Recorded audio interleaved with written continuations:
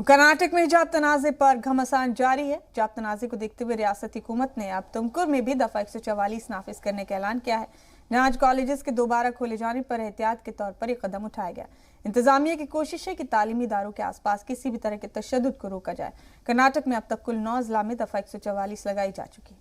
Report सरा देगी।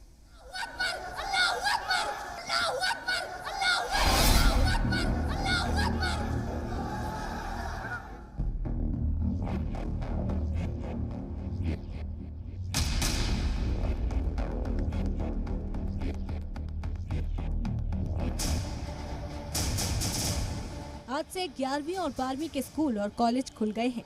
इस बीच रियासती सरकार ने एहतियातन कई कदम उठाए हैं। कर्नाटक की मुंबई सरकार ने तुमकुरु में दफा 144 लगाने का ऐलान किया है।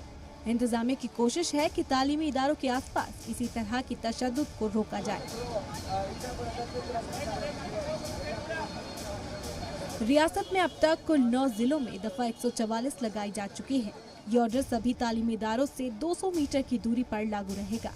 इससे पहले उडुपी जिला इंतजामिया ने भी दफा 144 लगाते हुए कहा था कि 19 फरवरी तक सभी इलाकों में मौजूदा हाई स्कूल के आसपास ये कानून लागू रहेगा। जिन जिलों में दफा 144 अब तक लगाया जा चुका है उनमें बगलकोट, बेंगलुरु, चिक्काबल्लापुरा, गड़क, शिमोगा, मैसूर और दक्षिण कर्नाटक शामिल है। रियासती सरकार ने सभी तरह की रैली और मुजाहिरों पर भी रोक लगा रखी है। रियासत के वजीर तालीम बीसी नागेश ने ऐलान किया था कि सभी प्री यूनिवर्सिटी कॉलेज और डिग्री कॉलेज आज से खुल जाएंगे। इस बीच मंगल को शिवमोगा में एक स्कूल में बुर्का पहनकर आई एक तालिबात को हिजाब हटाने को कहा गया तो उसने इम्तिहान देने से इनकार कर दिया।